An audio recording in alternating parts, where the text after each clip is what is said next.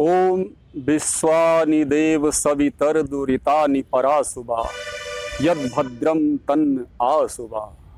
ओम शांति शांति शांति। नमस्कार साथियों, मैं योगाचार्य संदीप आज फिर आपके सामने हाजिर हूँ एक नए प्राणायाम के साथ, जिसका नाम है शीतली और शीतकारी प्राणायाम। तो अब इसे करने की विधि क्या है, इसे किस मौसम में किया जाए, इस प्राणायाम को जो मैं आपको बताऊंगा शीतली और शीतकारी, इसके लिए मौसम का भी विशेष ध्यान रखना होता है। दोस्तों, ये किस मौसम में किए जाएं ये जानना भी ज़रूरी है, क्योंकि इन दोनों प्राणायाम की, शीतली और शीतकारी प्राणायाम की जो तासीर है वो ठंडी तासीर है दोस्तों, इसलिए इसको गर्मियों में ही किया जाना चाहिए। दोस्तों, मई और जून में ये अत्यंत लाभकारी हैं। दिसंबर और जनवरी में तो इन्हें भूल कर भी नहीं करना चाहिए दोस्तों, बिल्कुल भी ना करें। अगर इसको आपने 2 या 3 मिनट भी कर लिया दिसंबर जनवरी में, तो जाहिर सी बात है कि आपकी नाक से जो है पानी बहना शुरू हो जाएगा, जुकाम शुरू हो जाएगा, सर्दी लग जाएगी और गले में नॉर्मल पानी को पीने में भी आपको दिक्कत होगी, क्योंकि आपका गला बैठ जाता है। दोस्तों, ये प्राणायाम इतने ज़बरदस्त होते हैं दोस्तों, शीतली और शीतकारी। दूसरा, लो बीपी वालों को ये प्राणायाम बिल्कुल भी नहीं करना चाहिए दोस्तों, क्योंकि इससे बीपी और ज़्यादा लो हो जाता है दोस्तों, और हाई बीपी के लिए तो ये ठीक है। इसको दोस्तों करने का जो सही समय है वो सुबह खाली पेट है। वैसे तो इसको अन्य टाइम में भी किया जा सकता है, लेकिन शर्त ये होनी चाहिए कि मौसम सर्दियों का ना हो, बस इस बात का ध्यान रखें। और खाली पेट तो लगभग सभी प्राणायाम अगर खाली पेट किए जाएं तो उनका कहना ही क्या है, तो खाली पेट इसको सुबह उठ करके आप कर सकते हैं दोस्तों। अब आइए इसकी जो विधि मैं आपको बताता हूं दोस्तों, इसकी विधि, करने की विधि क्या है। सबसे पहले आपको पद्मासन, अर्ध पद्मासन, सुखासन या सिद्धासन किसी भी आसन में बैठ जाना चाहिए। उसके बाद आप कमर सीधी करेंगे, आपके दोनों हाथों में वायु मुद्रा लगी हो तो ज़्यादा अच्छा है। वैसे आप किसी भी मुद्रा में इसे कर सकते हैं, लेकिन वायु मुद्रा सबसे बेस्ट है दोस्तों। तो कमर सीधी, आंखें बंद, और इसको जो करने का तरीका है, सबसे पहले मैं आपको बताऊंगा शीतली प्राणायाम। शीतली और शीतकारी उसके बाद बताऊंगा। पहला शीतली देखिए। शीतली में दोस्तों हमें जिह्वा को, यानी कि अपनी जीभ को इस तरह से फोल्ड करना होता है। देखिए, आप चाहें तो जूम करके देख सकते हैं जीभ को किस तरह से फोल्ड किया गया है। आंखें बंद। अब पहले आपको सांस को पूरा बाहर छोड़ना है, जीभ को फोल्ड करें। अब जीभ से सांस लेना है, नाक से आपको सांस नहीं लेना है दोस्तों, जिह्वा से आपको सांस लेना है। देखिए कैसे, देखिए कैसे।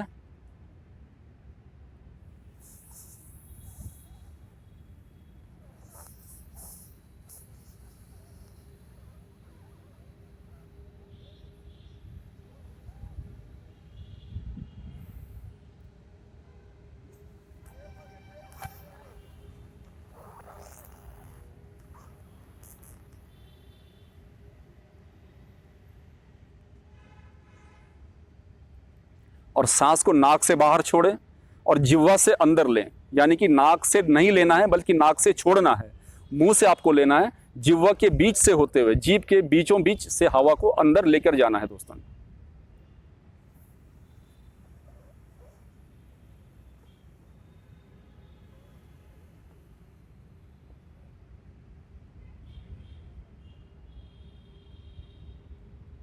आप चाहे तो सांस को चंद्रभेदी, यानी कि चंद्र स्वर से निकाल सकते हैं, या दोनों नाक से भी निकाल सकते हैं। देखिए कैसे।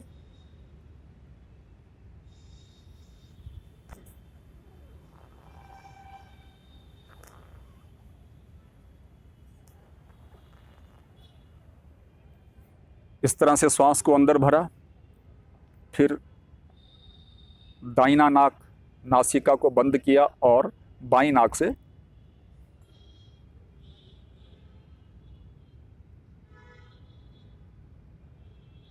इस तरह से दोस्तों ध्यान रहे दोस्तों, इसको 3 या 4 बार ही करें, या मुश्किल से 2 या 3 मिनट आप इसे कर सकते हैं। 3-4 मिनट करें, लेकिन 4, और अगर बहुत ज़्यादा गर्मी है तो 5 मिनट इसे करें। लेकिन ध्यान रहे कि 5 मिनट से ज़्यादा इसे बिल्कुल भी ना करें, आपको सर्दी लग जाएगी, आपका नाक बहना शुरू हो जाएगा, जुकाम लग जाएगा, गले से पानी को नहीं पिया जाएगा क्योंकि गला बैठ जाता है दोस्तों। इतना ये ज़बरदस्त प्राणायाम है दोस्तों। तो दिसंबर और जनवरी में इसे बिल्कुल ना करें, सर्दी के मौसम में, गर्मियों में आप इसे कर सकते हैं। तो ये शीतली प्राणायाम। अब जिन लोगों से शीतली प्राणायाम ना हो सके दोस्तों, उनके लिए है शीतकारी प्राणायाम। दोनों में से किसी भी एक को आप कर सकते हैं, या दोनों को ही कर लें तो ज़्यादा अच्छा है, लेकिन ज़्यादा ना करें, इसमें वर्जना है ज़्यादा में। अब आइए शीतकारी प्राणायाम कैसे करें। शीतकारी में दोस्तों हम दांतों को इस तरह से, दांतों के अंदर से जबड़े बंद, दांतों को, ओंठों को खोल देना है, दांतों के अंदर से हवा को, दांतों के अंदर से हवा को अंदर लेकर जाना है। देखिए कैसे,